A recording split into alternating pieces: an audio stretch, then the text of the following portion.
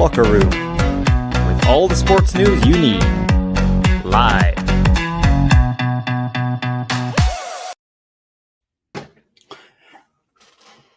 Hello there, very good evening to you. I don't know why I think hello there, as if to say I've met someone in the pub. All right, mate.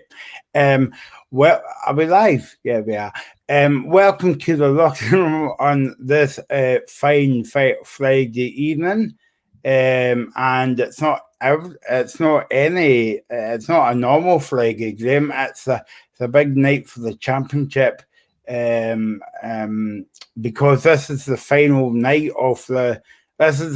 day of the season, and all the games are on tonight. Whoa, it's a big change for one game on the Friday night and the rest of them on the Saturday. So we're going to spend a bit of time speaking about the championship tonight, and we're going to get Graham's bets on about who he thinks will make the playoffs and who will go down. So, Graham, you better get off that fence very soon, mate. We're going to be asking you questions, and we're going to have the small matter of the Premiership to talk about tomorrow and Sunday. Whoa, we've got football all weekend, Graham. It's brilliant. How are you? I'm all right. Another busy day at work, but now that's me off until Tuesday next week because obviously we've got the coronation next week. I'd rather watch Coronation Street than watch that, but there you go. But yeah, delighted to have a busy weekend of football, and the championship will be fun tonight. It'll be very, very good to watch, I think. Now, I didn't realise that this is the first time, Graham, that you actually swore on the show because you said Coronation Street. So I'll let you away with it this time. Let you away with a warning. I'm only kidding, actually. But it is a bad word in this house. So Christopher Gordon said, "Good afternoon, folks," on Facebook. Thanks for watching, Christopher, and getting involved with the show. You can do what Christopher did. You can comment on Facebook or Twitter. I've done it again, Graham. Facebook or YouTube, you can comment on anything that we're talking about, or you can follow us on the Locker Room Indie on Twitter as well. Right, Graham, small matter of, as I said, the championship to get in, get our teeth into tonight. You're looking forward to it? Big night ahead. Yeah, it is, and it's great that obviously every game means something. I mean, there's only Wraith Rovers got nothing to play for, but every game means something. That's what you want. You know, every game going down to the wire. You know, who's going to go up, who's going to get relegated, who's going to get a final playoff place. It's just going to be, I think it's in for a really good night. And I think obviously the big thing, Ashbury Stumble says, come on, the Spiders, and that's the big one tonight. You know, everyone's talking about who's going to win the league. I've backed Queen's Park all season, but it's a tough one for them tonight because they know they have to win. Dundee can afford a draw. So, you know, how do Dundee play this? Do they go and try and win the game? Do they sit back? It's going to be really exciting. I think it'll be a lot of nervousness tonight at Oakville View. A lot of nervousness. But again, I think Queen's Park have done brilliantly this season. I don't think anyone expected them to kind of win the league at the start of the season. But the fact they are now one game away from it is going to be, it'll be amazing. And if they can do it, it would be fantastic. But I just think, I've said recently, I think Dundee might just have that little bit of an edge. But it was weird. Because last week when they played Cove Rangers, they got booed off the pitch for a 0-0 draw. Now I get the fans are frustrated, but you've got a game to win the league. Why are you booing? You know, your team's done really well this season. Why are you booing your team off the pitch? I get that Cove have not been great, but I think it's still a big point for Dundee. And then obviously Queen's Park lose last week as well, so it kind of helped them. But tonight's going to be massive. I think for me, I do think Dundee will win it. I just think they might just sneak it. It might even be a draw, but they'll sneak it. I think going down, and I was thinking about this earlier actually, I think Hamilton are going to go down. And it's a shame because I like John Rankin. I think he's done well at Hamilton. But I just don't think they've got enough quality going forward to stay up. And, you know, for a Broth and Cove, massive games tonight. But it's great to have these last games that actually mean something. I think it's fantastic for the championship. And I don't know what they'll do if they're going to do split screens or whatever on TV, but it's great that all games are getting highlighted, which is excellent.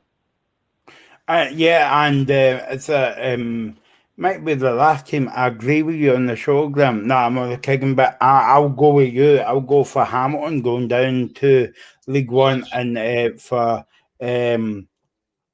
well, as I say, Dundee could come up as well. Well, hopefully joined by Reagan later on. He's running a bit late, but maybe he's getting his makeup on before he comes on the show. So joined by Graham tonight till 7 o'clock.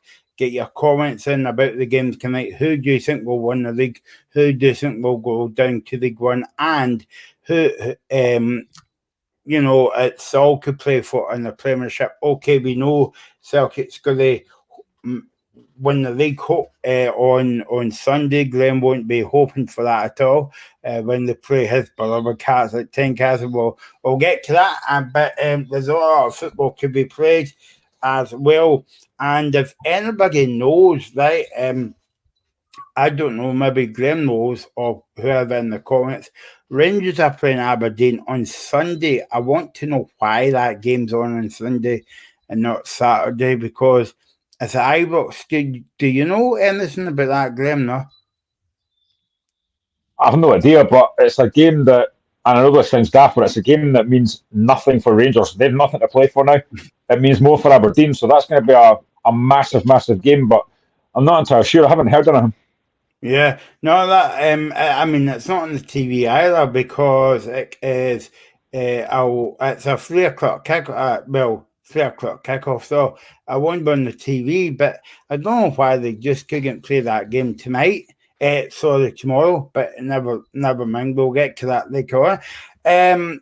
Arbroath against Hamilton, Graham. This is a very kind of exciting game as well. But as you say, Hamilton looks down and out. Yeah, I mean, I would love to see them both stay up, but I kind of want Arbroath to stay up just because I'm a massive fan of Dick Campbell. And given what they did last season, it'll be a real shame to see them get relegated to League One. I think they might just sneak it tonight. It'll be, again, another nervous occasion at Arbroath. It will be another massive, massive game. But if anyone can get it, this is Arbroath. They could have done it last week. They could have got a relegation, but I don't think they managed to win last week. So this is a huge game. But this is what I like about the fact that all the games this weekend mean something.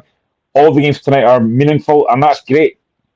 There'll be a lot of nervousness in the stadiums, a lot of nervousness in the pitch, which I hope doesn't lead to kind of poor games. I hope they lead to decent games. But I just think for me, Arbroath, especially at home on a Friday night, I just have a feeling that they'll probably sneak it tonight. And I do feel sorry for Hamilton because I do like John Rankin. He's a really good coach.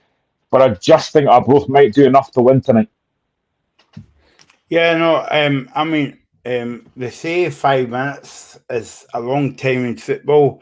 A season's a long time in football, Graham, because on here last year we were saying that Arbroath will make the playoffs, and then we knew what happened. But you know, it's a tale or two half for Arbroath this season because they've not really done well, and I suppose that if you want a team to continue that form onto the next season, it's a lot for Arbroath because they're like a part-time team with less of a budget as well. So it's a bit of a shame for Arbroath and all the fans. Yeah, I mean, it was always going to be hard to sustain what they did last season. You know, for a team like Arbroath to be so close to promotion and getting up to the Premier League, it was always going to be hard to sustain that. It's the same like Leicester City when they won the English Premiership. It was going to be hard to do that again. And they've kind of stumbled a bit. And I know that Dick Campbell's had a lot of injuries this season to key players as well. They've not scored enough goals. They can see quite a few goals as well. But, you know what you're going to get with Arbroath. You know you're going to be in for a fight whenever you play them. They're going to be up for it. They're going to be hard to beat.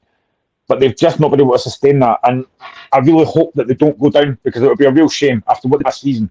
It'll be a massive shame. We all know that like Dick Campbell and his brother Ian, they're massive characters in the game. It'll be a shame to see them go down. And that's why I kind of want them to stay up at the expense of Hamilton, who again, at times this season, they've been a bit up and down, I think, this season. I think some games have been fine, some games they've not been that great. Like you look at the cup game against Hearts, second half, they were the better team in that game.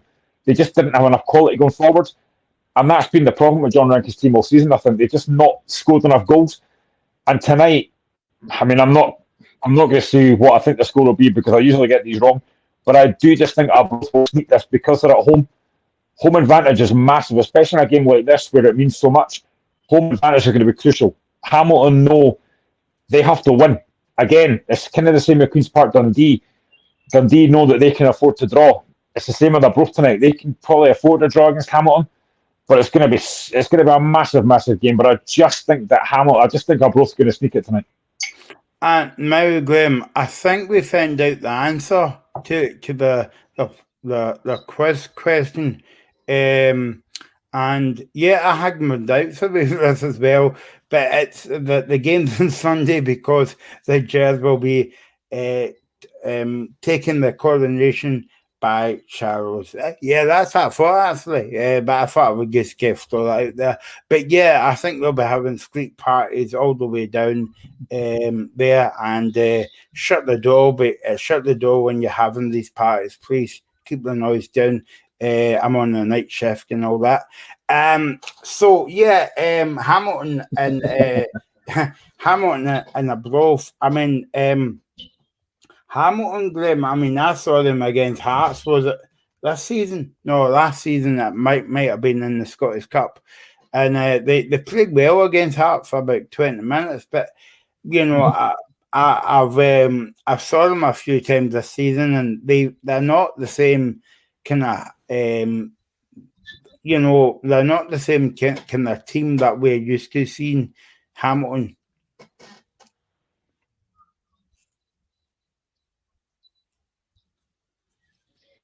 No, they're not, and it's a shame because they have been, you know, very up and down this season. I think Rankin's tried to get the best out of that squad.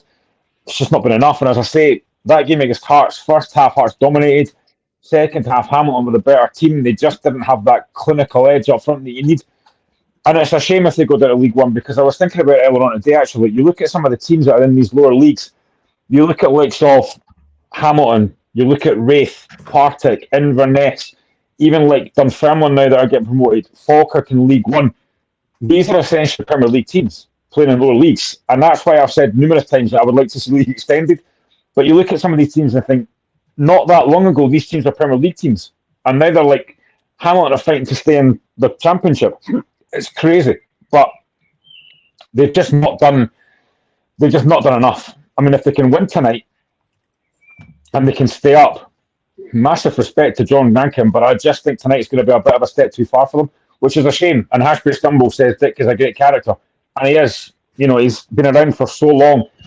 And I've always found that a bit strange that he never got a bigger job. Whether he would have taken it, I don't know. But I've always thought that Dick Campbell could have done a really good job at Premier League side. Obviously not one of the top teams, but he could have done a really good job. But I like Motherwell or St Johnstone or something. But he never seems to get the calls for these kind of jobs, which I kind of find a bit weird because he is a very good manager. Yeah, no, that's a good point, Graham, because over the weeks we spoke about Callum Davison before he gets P45, and we had David Martindale at Livingston. But that's a good shout about Dick Campbell at Arbroath as well. But again, I think he would be overlooked as well. But he is a good manager, and he's a good manager. And also, I don't know about you, but every time you see him on the TV, you would like him to be your uncle, and like nobody would like to mess with Mr. Campbell, because I think he's got I think he's got a bit of a mouth on him. Let's put it that way. Just a bit. I've seen numerous times when he's been on the pitch to the referee and the fourth official, and he's not the quietest, but I like the fact that he's also he's talked about, like, I don't know if you listen to Scuzzers in the Funnel, not Scuzzers in the Funnel, Sacked in the Morning podcast, but he's been on that a couple of times, and he always comes across really well. You know, he's very he's just got that great character that you love to see in the Scottish game, and I would love to see him get a job at a higher level, but so far it's just not happened, unfortunately. I like when you're doing a show and some girls promote their own show. That's brilliant. That shows you how much they enjoy our chat, Graham. So Hasper Scramble says that if you can't make the Independence March tomorrow, please join me on the chat at Independence Live on YouTube from 11:30. So that's it. So always happy to help people out. Just one time like enough. If you ask me twice, I won't do it again. But there you go. There you go. So that's Hamilton and Abrovkin. I think it was because if the game was at New Douglas Park or whatever they're calling it, Graham, it would be a different story. But because I think Hamilton's away from home tonight, it could be a bit more difficult.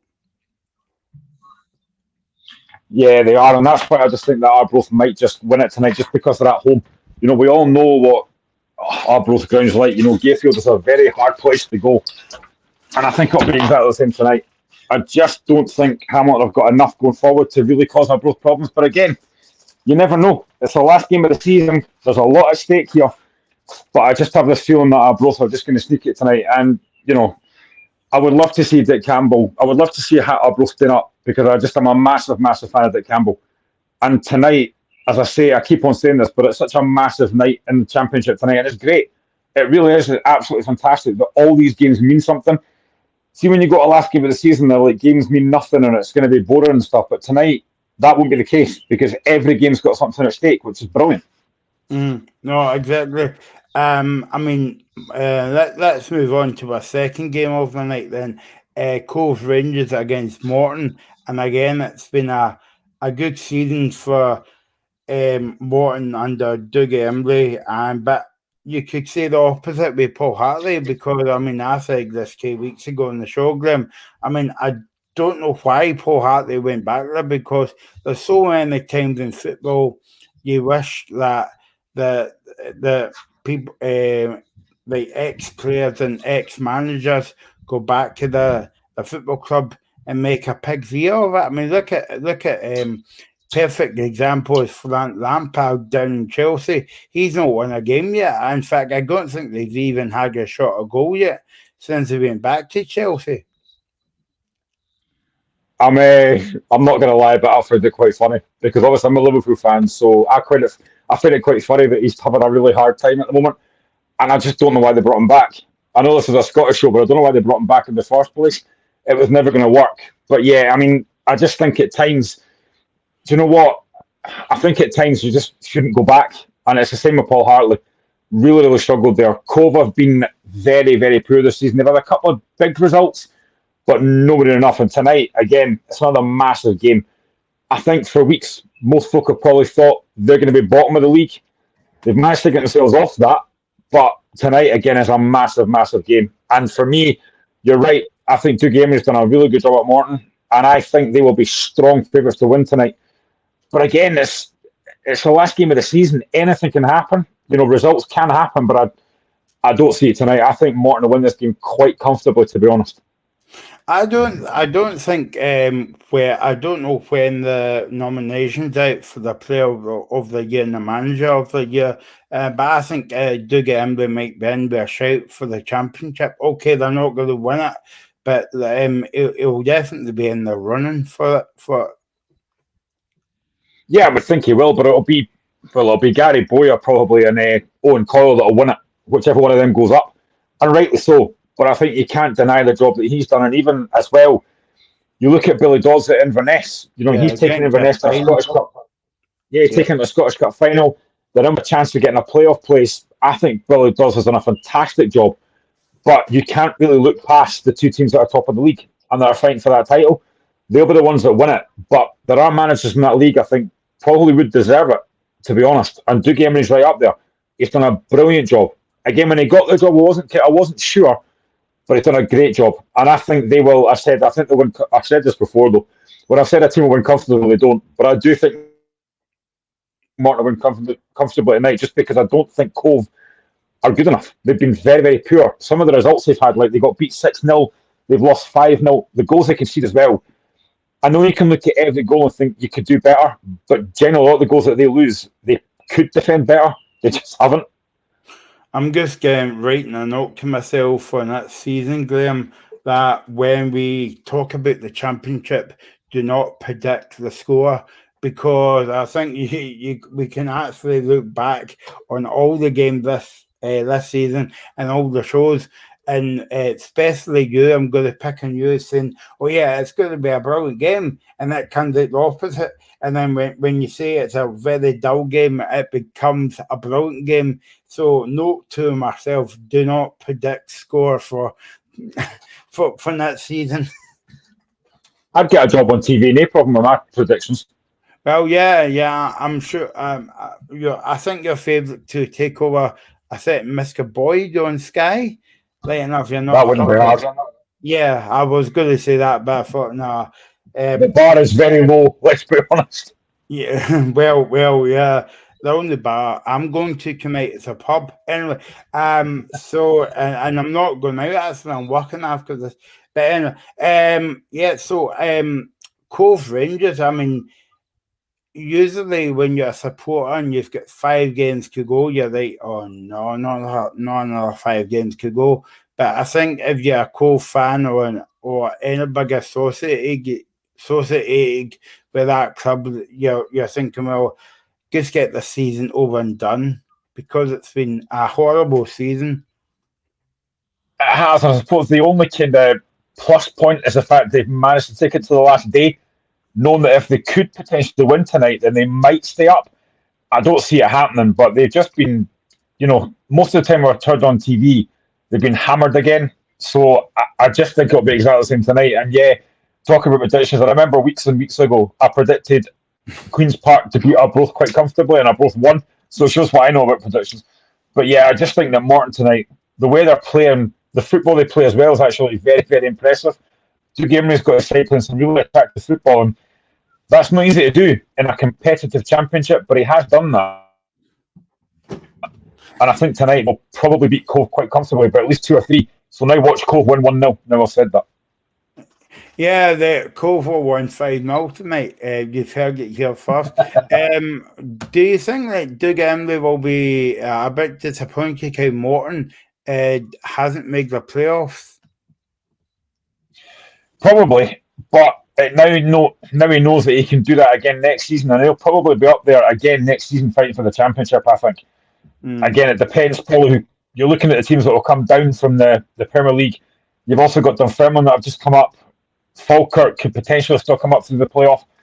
It's going to be another very difficult championship to get out of, but Morton will be up there, no doubt about that. If they can strengthen a bit further, maybe bring in 2 or 3 new players, what positions I don't know. But Dugamry we're looking at it thinking we can win the championship next season. But at the start of this season, I said there's potentially 6 or 7 teams could win the league. I think it'll be exactly the same again next season. And it's why I've always said that the championship is the most competitive league in Scotland, because there's so many teams can win the league. And it's going to be, I think next season will be just as good as this season. I really do. Yeah, no, I've really enjoyed the championship this season, Graham, and well done to the BBC for covering it all. Well, not all, but Friday night. But what I would say maybe is just putting a highlights package on a Saturday night or something. That would be very nice. That's what I've said that for weeks though. When I've said that for ages that they should do that, because they do it they have the sports scene highlights package for the women. Yeah, they've got the women's highlights, which is great. The women's highlights is fantastic, absolutely brilliant, and that's getting highlighted a lot more now, which is brilliant. But there's nothing for the Championship, League One and League Two. They could easily have a highlights package on a Saturday night or even a Sunday night, like for an hour or so, to cover all the games, because they do it in England. They've got a dedicated highlights package for the Championship, League One and League Two. Why they can't do that for Scotland, I don't know. Oh, Graham, why did you stop me? No, I'm not going to speak about it tonight. But I might come to it about the Cup final very soon, because Billy Dogs was talking about it today at his press conference as well. Yeah, so a lot to build on for Morton for next season. the only thing if I was a Morton fan and I go to Greenock quite a lot actually, is to get a new stadium. Obviously, they've not got any money, but like because they've got a decent team. They do, and I think Capello is, again, it's one of these kind of old-fashioned grounds that I quite like. As I brought up in the 80s, I went to a lot of the kind of grounds like Love Street, Morton. I went to Airdrie, Broomfield, which I hated going there.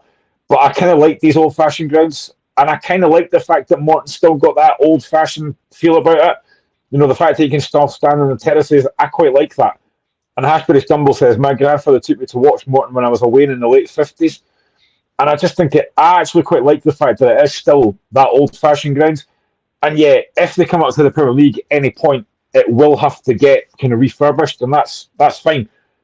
But I like these old-fashioned grounds. That's why I like Gayfield, and I like Somerset Park at United. I like the fact you've still got this old-fashioned sense, and it's great because that's what I was brought up with. But yeah, I mean, it will at some point have to get renovated, but it'll be sad when it does because I do like the old-fashioned grounds. They're great. Yeah, no, I always like it. And what is it? The third round of the Scottish Cup, and it's raining and snowing, and you have one camera, then people's kind of like eating pies and holding up umbrellas because it's wet, and that was June. I'm talking about. So there you go. But yeah, Cove Rangers and Morton, as well. I think it would take Morton to win that game, but as I say, Cove Rangers might win that one tonight. Now that I've said it. Okay, moving on to the one of the I was going to say one of the big games, but all big games tonight. Of course, we'll update you on the team news at quarter to 7. It usually comes out tonight, so we'll bring you that up to speak half 6, quarter to 7. Inverness against Ayr United. Before we get into this game, Graham, I've got to say well done to Billy Dogs and Inverness for getting to the final. It came out on Wednesday that the Scottish Cup might have been kicked off at 12 o'clock. Then it's not. Then it's 5:30. A lot of people still not happy, including Inverness. And I suppose Celtic fans coming over from Ireland for the game. I know you might not be interested in the game because Hearts is not there.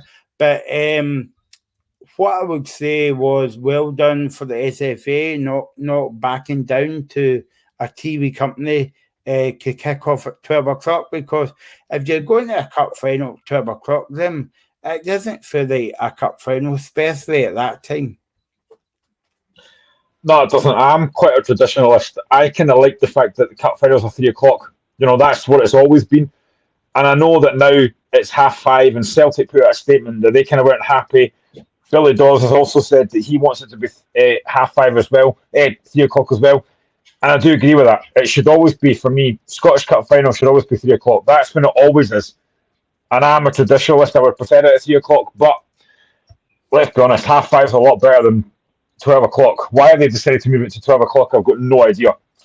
That would have been a ridiculous decision, that, for me. It doesn't give you any time really to kind of get yourself sorted. And for me, yes, cup finals are about winning, but it's also about the day out as well. Now, I've been to quite a few cup finals, and the day out is even more important for me than the actual game itself. It's about meeting up with your friends. It's about getting the bus through, just having a good time and enjoying yourself, and obviously the game as well if you win.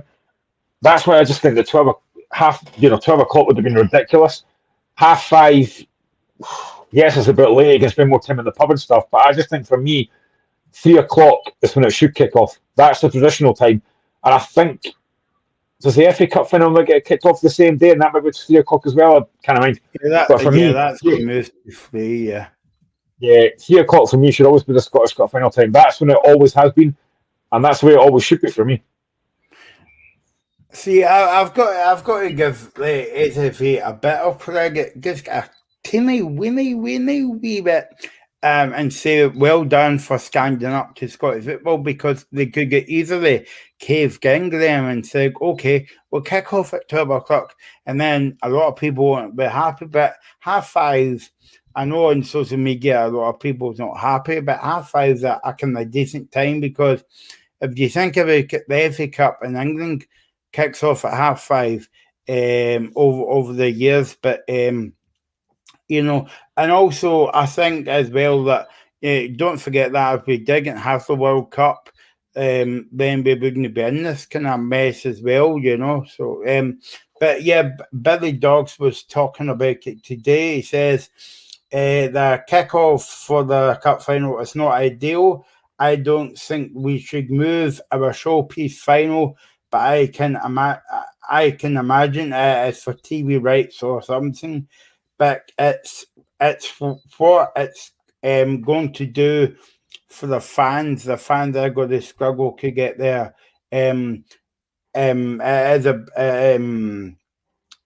yeah, so he goes on to say it's a big game and we need to try and make the playoffs. Yeah, so anyway, I'll come back to that because I was getting carried away with my writing there, as I always do. But yeah, I think he's got a point, Graham, because it's a big day for Inverness, and most of the fans won't be able to see it, not unless they travel down the night before and maybe stay the weekend in Glasgow, because when the game finishes, it's maybe about the back of the back of 7, and it's just a nightmare for the Inverness fans, because they won't get home till midnight or Sunday morning. To be honest, I'll be more concerned that the fans won't see it. I haven't been in the pubs all afternoon because it doesn't kick off till 5:30. But yeah, I mean, he does have a fair point. That's fine. But I just think for me, as I say, 3 o'clock is a traditional time. But I suppose if you're a fan, you're not really going to be that bothered when the cup final kicks off, because you're in a cup final, and they're not. The thing is for Inverness, they're not expected to win this game. You know, this is kind of this is a free hit for them. They're in a cup final against a dominant Celtic side. They've got nothing to lose game. They can go and enjoy themselves. And as Billy Dawes kind of says, it's probably all about the playoff, which I think they will get. Although that game tonight is going to be huge against Dale United, that's going to be a massive game. But I just think for me, you get the playoff place, you look forward to the cup final, but there's no real pressure in Inverness because they're not expected to win. I mean, if they were to beat Celtic, that would be one of the shock results probably in Scottish football. To beat this Celtic side in a Scottish Cup final would be a major, major shock. And I think you said this last week, we all know that Inverness are capable of cup shots. They've done it before against Celtic, but this would be absolutely huge. If they stop Celtic winning a treble, it would be unbelievable. It's not going to happen, but it would be unbelievable if it did. What also he said to give out the cup, the moving the cup final times and all that. He says that the SFA needs to look at that for next season, because what it was saying that the SFA do not expect a championship team or lower league team getting to the final and like the playoffs as well. So he says they would need to look at that next season and going forward, you know, because I think it's just a week or something. Yeah, I mean, let's be honest, nobody really expected the Scottish Cup final to be Celtic against Inverness. A few weeks ago, nobody would have thought that was going to happen. And the thing is as well, now I know this won't happen, right? But let's just say, for example, Inverness caused a massive, massive shock and beat Celtic. They'd be in Europe. They'd be playing at group stage. They'd be playing group stage European football. I mean, how's that going to work? That would be, honestly, it would be absolutely mental. And it's probably the SFA. That's the last thing they want, is a championship team being in European football. But you know what? If they did it, they deserve it. If they beat Celtic in the final, I don't think it'll happen. But I mean, imagine Inverness get European football. That would be a championship side get European football. That would be incredible. Gig Rachel, let's not get that, Graham. Where am I getting mixed up against was it Bayern Munich or something? Yeah, they played Bayern in the early 90s. I remember that game actually. They won 1-0 away from home. I think, was it maybe Danny Lennon that got the goal? I think. But that was a massive result, because I remember looking at because it pointed obviously to the screen, and it said Bayern Munich 0, Raith Rovers 1. It was mental. But what a night that was for them. Yeah, and that was when, I'm sure that was when they beat Celtic in the Coca-Cola Cup final as well. But on penalties. Yeah, aye. So, also, before I speak to Graham about the game, Billy Dogs was saying also that it is a big game. Of course, he's talking about tonight's game now. It's a big game, and we need to try and make the playoffs. It's brilliant in making the final, but now the pressure is on us to make the playoffs. Ayr United is a good team, and it will be a tough test for us. Ayr United assistant manager said the mood in the camp is good, and we're going up there for a difficult game and make sure we are in the playoffs position. So yeah, this is, I mean, really, like, see, when you look at these games, Graham, right? I know it's like winner takes all and all that, but you could easily say they're a kind of mini cup final. It is, because I think they're both level on points going into this game. So this is going to be a massive game, and I mean, I don't know who the pressure's on more. Probably Inverness, because most folk will probably think Inverness should win this, given how well they've done this season, and they're in a cup final. But Lee Bullen's done again, you talk about managers of the year. Lee Bullen's done a magnificent job at Ayr United. I mean, if they get the playoffs, they would deserve it as well. So this is another massive, massive game. I just think that Inverness are in the ascendancy now. You know, they are in a cup final now. They've got a lot to look forward to. You kind of wonder if they might take their eye off the ball. I don't think they will, because they know how big a game this is. I don't think they will. But it's a huge, huge game. But do you know what? I kind of have a feeling that United might win this tonight. I just think there is that kind of thought that Inverness might just maybe, I don't think they will, but there is obviously that thing, they might take their eye off the ball, winning a cup final. But I just think United have got a chance to sneak this tonight. I really do. Graham, you're right. 55 points each that they've got in the league at the moment, and they played obviously 35 games, 55 points. So there's nothing can split them at the moment, but something's got to give tonight. Yeah, it's great. Honestly, it's brilliant. It really is brilliant that every game is so important. And, you know, the fact that we spent, 38 minutes talking about the Championship shows how big it is tonight. You know, we're not focusing as much on the Premier League. I know we'll get to that, but we focus mainly on the Championship. And it's great that we're doing that, because it is such a massive, massive night. Again, everyone's going to be talking about the Queen's Park Dundee game, which is obviously the biggest game, because it's so important who wins the league. But all these other games are massive as well. And tonight, I just have that feeling that Ayr United might just sneak it tonight. I've been impressed with what Ayr United have done. I think Lee Bullen's done a very, very good job. And I wouldn't honestly be surprised if they won tonight and got that playoff. What an achievement that would be. I mean, imagine again, I spoke about teams that I would love to see in the Premier League, but again, Ayr United is another one. Imagine Ayr United playing the Premier League. I think that would be incredible. And again, I spoke about the fact of these old-fashioned stadiums.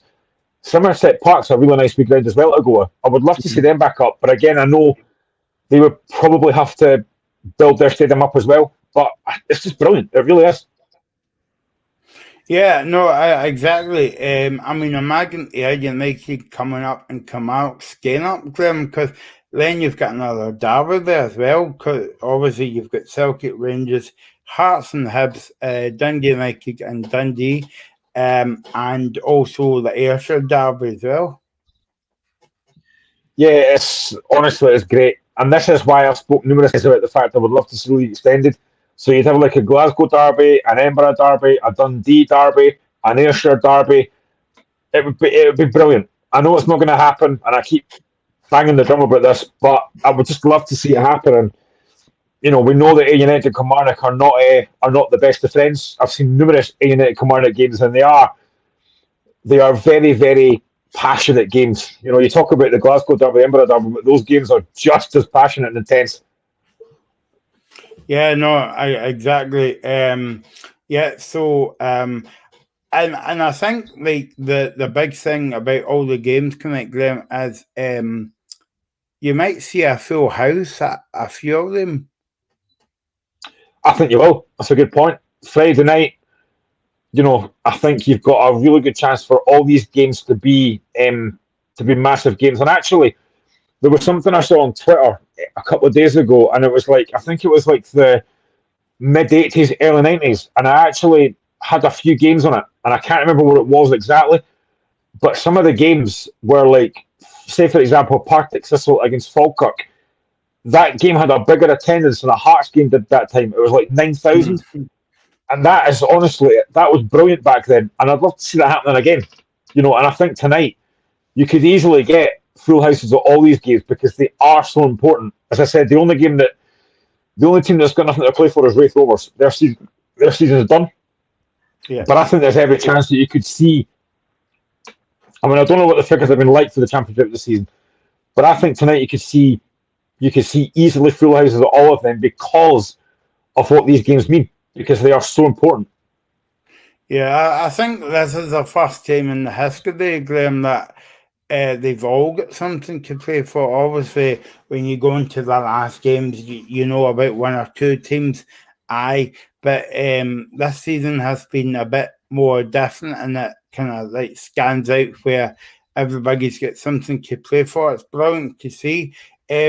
Moving on then to Raith Rovers that you mentioned about Packet Thistle. I know, like you're saying about Raith Rovers, they've got nothing to play for, but it's the opposite for Packet Thistle. They want to get in the playoffs as well. Ian Murray said it will be it will be a great test for us against Packet Thistle. They're a good team. I think they were favourites to win the league at the start of the season. We did well against them early on in the season, and we beat them. But they came here, but they're going to come here and try and get its second spot in the league back. If we want to continue a good run at home, it will be a very difficult game. And Chris Doolan said before the game, we are very confident going into this game, but we need to focus on what we need to do. And that's the thing, Graham, like when a team goes into the game, then the bottom line is they just need to focus on what they need to do and concentrate on their own business, because if you start worrying about other teams, you might take the eye off the ball, and before you know it, you're never going to make the playoffs. Yeah, exactly. I mean, I think tonight, I don't know what the crowd will be like tonight. I think Partick will take a pretty decent crowd there tonight. It should be a decent game. But yeah, Partick can only concentrate what they've got to do. I do wonder how Wraith will approach this game tonight because there's nothing to play for. Is it a chance to maybe rest a few players? Maybe play a few youngsters? I don't know what Ian Murray will do. But it's such a massive, massive game. And again, we spoke about Partick before in the show. They've had a very, very good season, I think. And you go back to that Rangers game at Ibrox where I thought they were magnificent. They were very unlucky to lose that game. Ian McCall was very unfortunate to lose his job, but maybe there's something behind the scenes we don't know about. But to be fair to Chris Doolan, he's done a very good job. He's come in, he's done a really good job. He's got them very, very close to the playoff. And again, another team that probably deserves to be in the playoff. And I've said that about a few teams tonight, but I think the way that they played, again, they try and get the ball down, they try and play passing football. That's what Doolan's tried to get into them. And again, I think they've done a magnificent job this season. I think they'll win tonight, basically because Wraith have nothing to play for. So I think Partick will win tonight. It'll be tight. I don't think it'll be an absolute hammering. I think Wraith will give their best, but I just think Partick, for me tonight, I've got far too much against a Wraith side that I keep saying I've got nothing to play for. But I think this game's at Starks Park as well, so Wraith will want to sign off. Yep. Wraith will want to sign off with their fans with a win, but I just think that Partick, because they've got something to play for tonight, I think Partick will win this tonight. Yeah, no, definitely. I mean, Ian Murray's turning into a decent manager. He did well at Dumbarton, and obviously he did well at Ruth Roberts, even though they've got nothing to play for tonight. But you would want to finish the season, Graham, in front of your own fans with a win. Obviously, Patrick Thistle's got a lot of ideas. Yeah, I mean, you want to sign off for the summer with a win in front of your own fans. Totally. I get that completely. I think that's the same with any fan. But I just think because you can kind of understand if most of the players are on the beach now thinking the season's done, nothing to play for. You understand that. So that's why I just think that Partick tonight will have far too much for them. Again, I've watched Partick a few times this season, and they are a very good side to watch as well. You do get the ball down, they like to try and pass the ball. And I just think tonight they will cause Raith a lot of problems, and I think they will win. And I think Partick will get one of those playoff places. And if they do, they thoroughly deserve it for the way they played this season. Yeah, and I'm talking about derbies, Graham, but you're going to have another Glasgow derby if Packet Thistle or Queen's Park comes up as well, obviously. So it's all about the derbies here. And Graham mentioned about Ayr United. Well, I suppose like, if you're an Ayr United fan and you're getting beat at half time, you can. I'm talking about next season. I suppose that you can nip across the road to the horse racing, because it's not a million miles away, the Ayr racecourse. But yeah, I don't know about you, but I've always had a wee soft spot for Packet Thistle. But you were talking about football grounds, Graham. I think you said this to me on the show before. I've never been to Scats Park before, but it looks a nice wee park. I've been a few times. It's a really nice ground, actually. I think I might have mentioned this before, but I remember in the early 90s, I went to a friendly, and it was a friendly between Raith and Hearts, and Hearts had 2 players sent off for basically fighting each other. Craig Levine and Graham Hogg. Craig Levine thumped Graham Hogg. I never saw this at the time. All I saw was Graham Hogg lying on the deck. Didn't know how it happened. And yeah, both players got sent off, but Starks Park for me is a great ground. It's a really nice wee place to go to. It's not that hard to get to. So yeah, I think Starks Park is a really nice ground as well. And I would love to see them again in the Premier League. Not this season, obviously, because their season's done. But I think you're right. I do think they will want to sign off tonight with a win in front of their own fans. But I just think the way that Partick have played, and Ashbury Stumble said Chris Doolan's done the business since Ian McCall left, which is right. He also says that Partick Thistle have the best strips for TV coverage. Partick strips are actually quite nice as well. I do quite like the Partick strip, but I mean, I'm not a massive fan of their. I don't know if he's still there. I'm not a massive fan of their mascot though, Kingsley. He just looks a bit weird. Yeah, I think he's still there. In fact, I think like when he was, you might laugh at me here when I say this, when he was invented, if that's some kind of word, like, it made the national news because people, I'm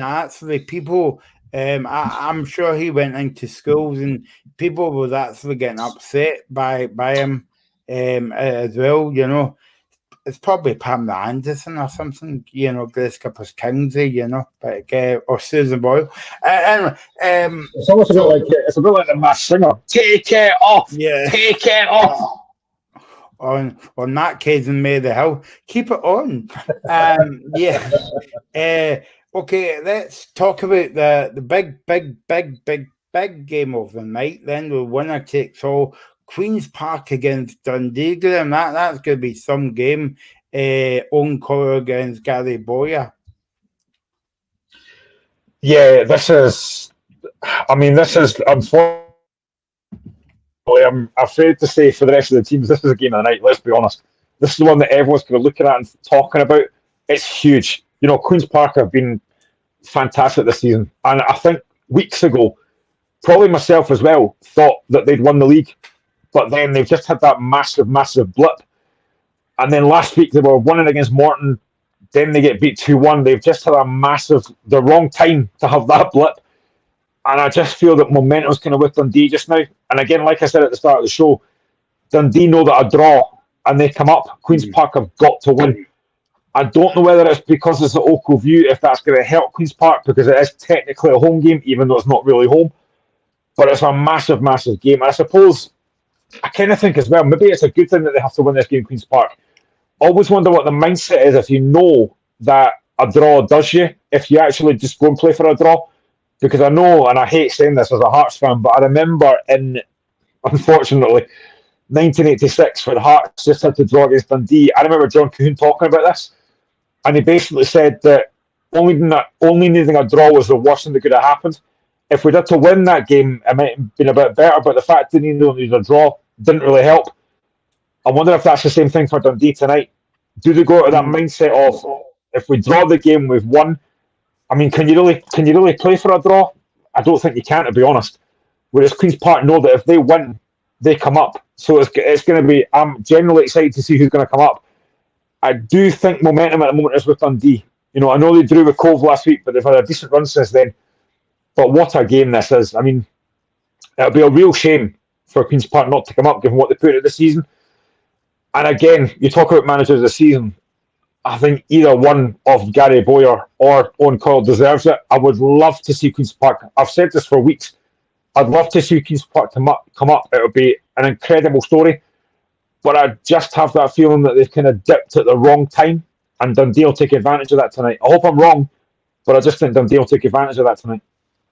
After last week's performance against Cove Rangers, and I mean, Dundee had quite a few chances. Cove Rangers defended for their lives, as you would imagine. But do you think the pressure is off a wee bit for Dundee in terms of playing away from home, and they're not playing in front of their own fans? Do you think that would help them a wee bit? Potentially, I think there was nervousness last week, because obviously we didn't know this at the time, but had they won last week and Queen's Park had lost, they'd have won the league last week. We wouldn't have known that at the time because Queen's Park didn't play till Saturday. Maybe the pressure did get to them. Maybe, I think, probably, again, like myself, I think a lot of folk probably thought Dundee would win that game last week because they're at home, because Cove have been very poor. A lot of folk probably thought Dundee would win the game. So I think maybe the pressure did get to them. And you could tell at about 10 minutes to go, the fans were getting very frustrated. The fact that they just couldn't score. But to be fair to Cove, they defended very well last week. But they just couldn't manage to get that win. And I think tonight, being away from home might help them, I don't know. But it's such a massive, massive game. And as I say, I don't know how Dundee are going to play this tonight. You know, do they go out and say, right, let's just win the game and it's done? Because it's very hard to play for a draw for 80 minutes. Because let's be honest, you could get to 80 minutes and it's still a draw. Queen's Park get one chance and score it. I mean, the one thing I probably wouldn't want to happen tonight, and listen, I've got no horse in the race here, but one thing I wouldn't want is for a refereeing decision to ruin it tonight. For Queen's Park or Dundee to come up on the back of a poor decision, that would not be great. I want a team to win it. I want a team that comes up to deserve to win it, not through a refereeing decision. And I hope that doesn't happen tonight, but I just think Dundee might win it. And there's no VAR as well, Glenn. I know. I mean, last week was the first time ever Ness and Falco covered VAR. They probably hate it now, but and it only took them Paul Donaldson, Hashbury stumbled, didn't Queen's Park lose their best player? Yes, Simon Murray went to Ross County. I think I said this last week. That's been a massive blow for them, I think. Losing kind of their main striker has been a massive, massive blow. They didn't really replace him. Ewan Henderson's coming from Hearts, who's not really set the header alight, to be honest. And he didn't at Hearts either, to be honest. And Paul Donaldson said exactly the same thing happened in the Highland League decided 2 weeks ago. Bucky Thistle only in a draw. They played for the draw and Beacon scored 2 late goals, so they won the league. And that's the thing. That's where it's really difficult for Dundee, because how do you approach it? You know, is it a case of, right, we go with that mindset of we have to win this game? Or do they think, well, a draw is enough, we can just sit back? It's a very dangerous game to play, whereas Queen's Park know they have to win. You know, they have no option, they have to win this game. That kind of a little more. But I'm excited to see what's going to happen tonight. It's so hard to predict what's going to happen tonight. But again, whoever wins, the other team's going to be in the playoffs, so they know they've got a chance to come up. But I would love Queen's Park to come up. I really would. But I just don't know if they've blown it. Thanks for all your comments so far. Facebook and YouTube, keep them coming. We're on till 7 o'clock. It's me and Graham. I don't know where Reagan's got to tonight. So you've got to put up with all two tonight. as well. So big night in the Championship, big day in the Premiership tomorrow and Sunday. Of course, Celtic can win the league at Tynecastle. Hearts will have other ideas. We'll come to that game later on. It's brilliant, Graham, having football Friday, Saturday and Sunday. Oh, this feels like England now. First up, Hibs against St Mirren. Before we speak about this game, Graham, Brian McDermott has joined Hibs as a director of football. Of course, he was at Celtic in Cardiff before joining Hibs.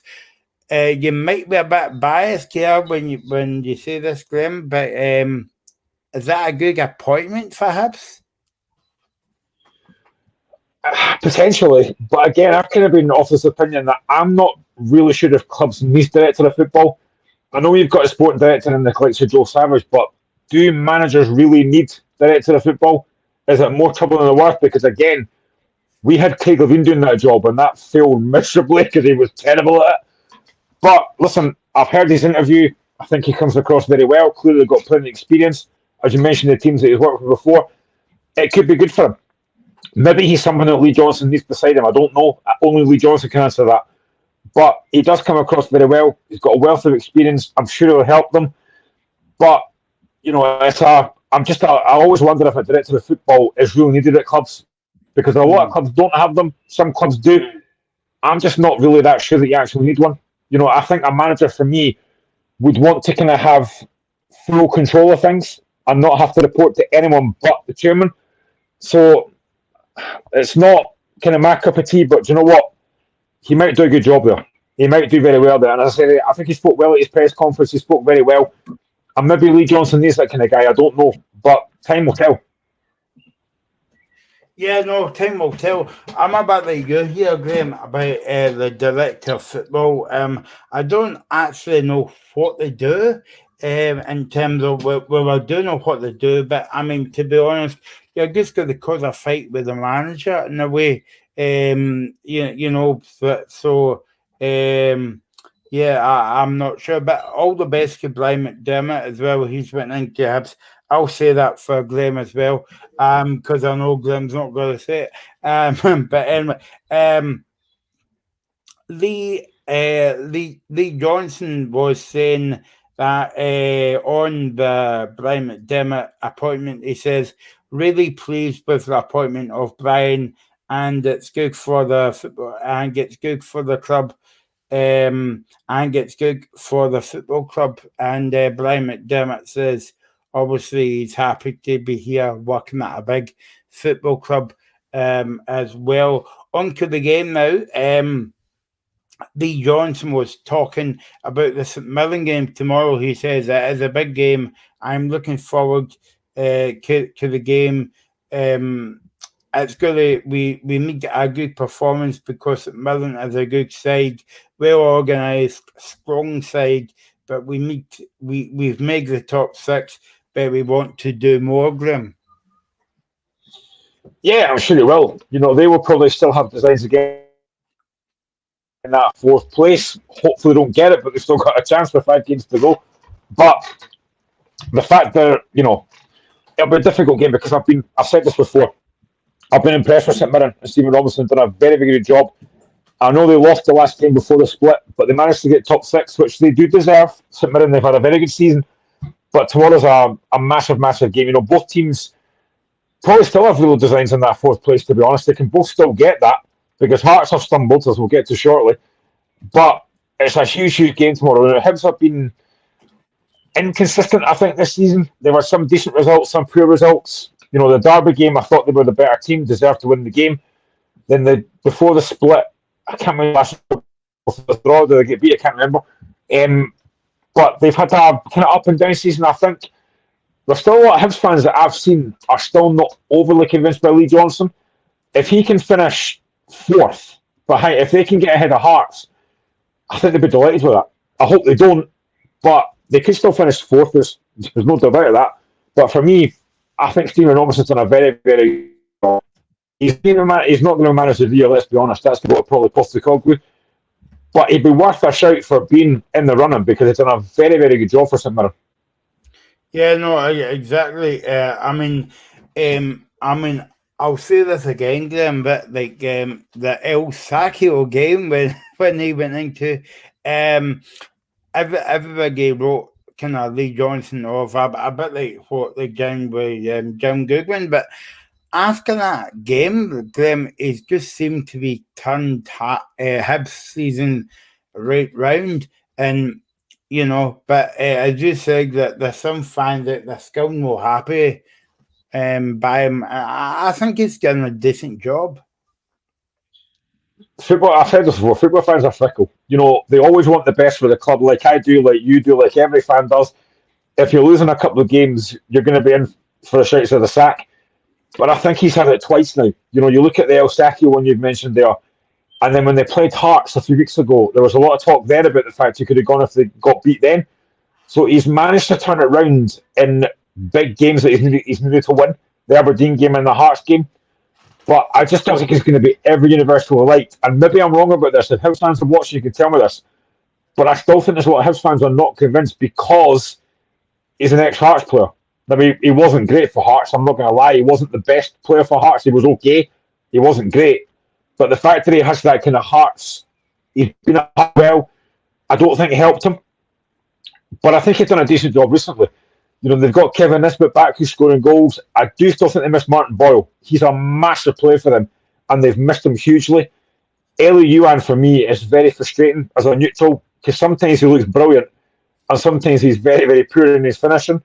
Because that Hearts game, he could have had a hat-trick in that game if he could finish. I'm glad that he couldn't. But they do have a decent side there. And I think, for me, one of the biggest things as well, I've said this on the show numerous times, and I'll keep repeating this. I was never a massive fan of Ryan Porteous. I think he was very overrated. And I wondered how they would do when he left. But I think they've done fine. I think Will Fisher's come in and done a decent job. Paul Hanlon's done a decent job as well. So they do have a good side there. And if they can finish, they'll look to try and finish as high as they can. If they finish fourth, hopefully not, I think Hibs fans will give them a bit of leeway. And then it's what they do next season because they'll be in Europe next season as they finish fourth. So he's still got a lot to play for. But this game tomorrow is going to be huge. I kind of think because it's the Easter Road tomorrow. Yeah.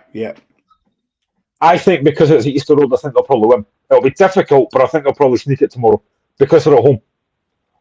Yeah, it's a bit unusual for Hearts and Hibs to be at home and on the same weekend. Okay, the Hearts Celtic game's on Sunday, but yeah, it's a bit unusual. But I mean, as for St Mirren, Graham, if you were a St Mirren fan, you would be saying, yeah, decent season, but we need to build on that next season now.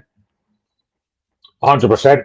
We spoke weeks ago about the fact that Tony Fitzpatrick said St Mirren could be a top 6 club. And folk laughed at that, and now they are. But they deserve it. They've been excellent this season. I think they're one of the only team to beat Celtic this season, which is a fantastic result for them. So they have done very well. They've got a lot of good players there. Robinson's signed very well, and they'll look to improve on that next season. Of course they will. I mean, I think if you ask a St Mirren fan at the start of the season, and our regular St Mirren fan doesn't appear to be on just now, but if he was on, if you asked him at the start of the season what you would accept for St Mirren, I think a lot of them would have said just avoid relegation. Yeah, but they've done that quite comfortably. Yeah, they've done that quite comfortably, finishing top 6. They've had a very good season. They've played some decent football. I know that the cup game against Celtic, they got beat 5-1, but for the large parts of that game, they were in that game until they sent it off. So they went to Tynecastle, won by 2-0, deserved to win that game as well. They've done a very good job. And again, maybe this is harsh, but I don't think Robertson gets the credit he deserves for what he's done at St Mirren. Again, you look at the job that he's done previously at Motherwell as well. I just don't think he gets the respect and credit he deserves for doing a very, very good job. He's for me, a bit like David Martindale, he's a very underrated manager for me. Do you think it's because of the football clubs that they're at, Graham? If they were at maybe, say, a Hearts, I'm not even going to go into that debate with you, because you were knocking every manager back. But you know what I mean? Like, if he was at a bigger club, would you be recognised better than what he is with St Mirren or the likes of Livingston or St Johnstone? Probably. Because let's be honest, there's not really, I don't want to be disrespectful here, but for me, there's no pressure at clubs like St Mirren and Livingston. Nobody expects him to really do anything. And I think the job that he's done has been fantastic. You know, to get a team like St Mirren at the top six, they've now got a bit of a, I've kind of watched a few St Mirren games, especially at home. They've got a decent crowd there as well. It seems like fans are kind of flocking back to this Manchester Stadium now. He's done a great job, and I think, and again, I know that Reagan, if he was always say this as well, I know that a lot of Hearts fans that I've spoke to have said they wouldn't mind Robertson at Hearts. I just don't think, for me, he's a Hearts manager. Now, what I mean by that is I don't think he's got the, again, like I've mentioned, for teams like St Mirren and Motherwell, they've not got a lot of pressure on them because they're not expected to do anything. At Hearts, you need to win every week. You need to be finishing third every season, if not higher than that. I know it's not going to happen. And I just don't think Robinson's that man that's going to do that. But for a team like St Mirren, he does a great job. They get a team like St Mirren in the top six. And again, no disrespect to St Mirren because they're a good club. To get them into top six, I think is a brilliant achievement. And I know that they said after the Kilmarnock game where they got beat, they celebrated getting into the top six. I've got no issue with that because they deserve it. To finish top six is brilliant.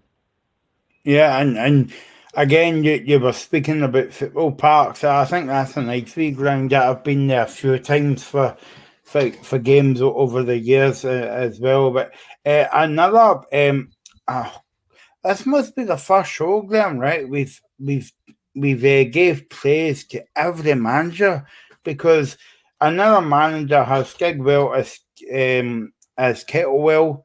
He's been in there and he's turned Motherwell around. Stuart Kettlewell, I couldn't remember his first name there.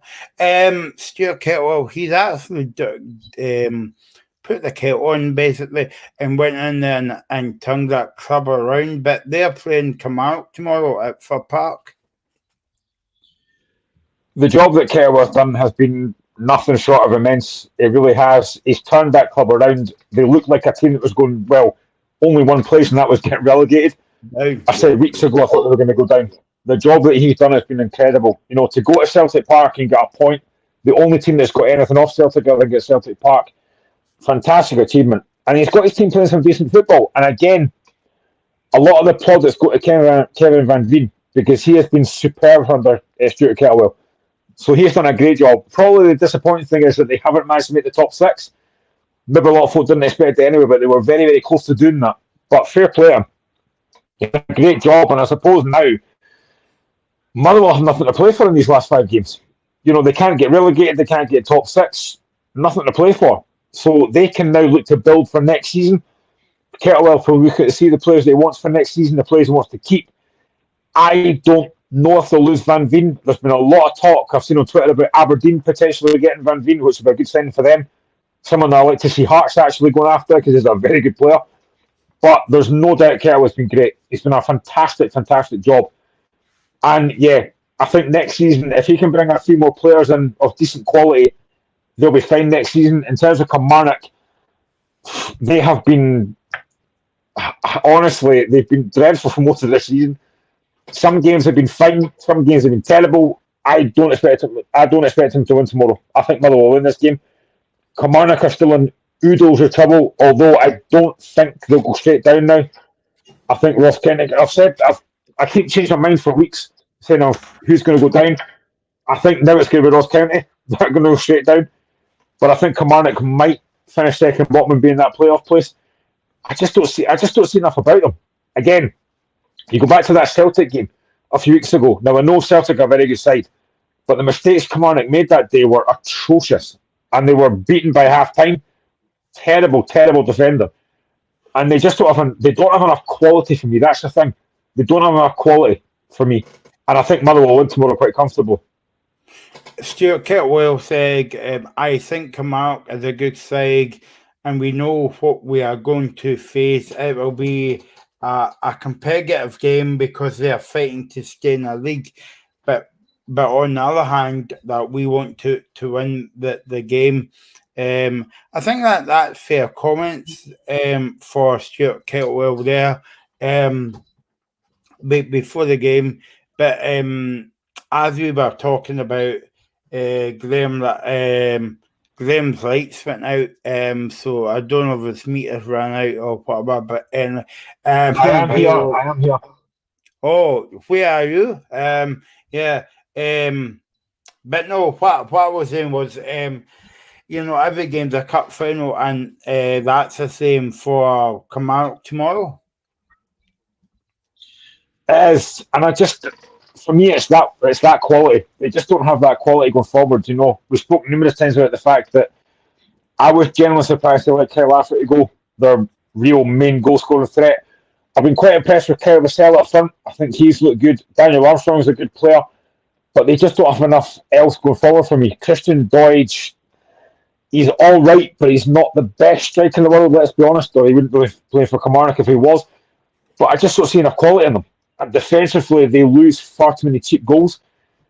Tomorrow, for me, again, every game you go into, the first goal is crucial. I think the first goal is massive tomorrow. If Murray will get it and get it early, I think they win comfortably. If Kilmarnock can somehow manage to get the lead, they've got something to hold on to, try and build on. But I just think Kilmarnock, I've said this for weeks, I think Kill are in massive, massive trouble. And I think if they finish second bottom, again, I've said numerous times, I don't think there's a massive gap between the bottom of the Premier League and the top of the Championship. So let's just say, for example, Dundee win tonight, for example. I think Queen's Park would fancy the chance against Kilmarnock, or Inverness would fancy the chance against Kilmarnock, because they're not a great team. And even you look at last season, they played Arbroath in the playoffs. Arbroath slightly unlucky to lose that game, to be honest. The game at Rugby Park, they let us down a little bit. But this is the second time that Kilmarnock have been in relegation trouble. So there's massive issues there. And you've said it yourself weeks ago, and I completely agree with you. I think Kilmarnock were far, far too quick in allowing Derek McInnes to get that new contract. For me, that should not have happened yet. What for me you should be doing is, if you stay up, then yes, we'll extend your contract. But if you go down, then no. I think they were far too quick in extending that contract for me. And as well, Graham, see when they go down, right?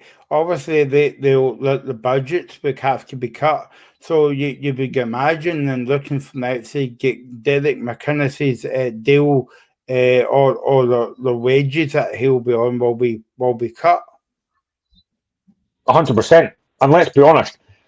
Now, I know that Derek McInnes might think he's loyal. Is he really? But no managers are loyal, let's be honest. But if Kilmarnock go down, is he really going to stay in the Championship? I don't think so. I think if they go down, he'll leave. Now, I know he's signed a contract, but I think if they go down, he'll leave. I genuinely think so. Derek McInnes will not want to manage in the Championship, which is why I think it was a really strange decision to give him that new contract when they're in massive, massive trouble. And I genuinely think if Kilmarnock do go down, a lot of Kilmarnock fans won't want McInnes to be there next season. So I think it was a really bad decision giving that contract. If they stay up, then fine. But if they go down, which they could do, I don't think he'll stay. I really don't. I'm surprised that obviously we don't know a lot of Kilmarnock fans, but I'm surprised that the Kilmarnock fans is not given the Kilmarnock board a bit of stick, Glenn, because when you think about it, I think he got the contract, what was it, November, October time, well before the World Cup. What I was going to say as well, just touching upon Kilmarnock as well, have you been a bit disappointed on Kilmarnock? Because usually when the team comes up from the Championship, they usually, okay, they're in the bottom half of the table, but they fight for their lives and give people a good game. But have you been a bit disappointed with Kilmarnock this season? Yeah, completely. They are a Premier League side, but they've just not, for me, they've not looked decent this season. They've had a couple of decent performances. Unfortunately, they beat Hearts a few weeks ago and again deserved it, but that's not happened enough. They've been very frustrating to watch. Their top goal scorer is a defender, so that shows how poor they've been in front of goal. They've not scored enough goals. I do think Kyle Vassell's a good striker, though. I've liked the look of him when I've seen him. He's quick, he's powerful, he's strong. He's looked decent, but apart from that, they've not got enough else.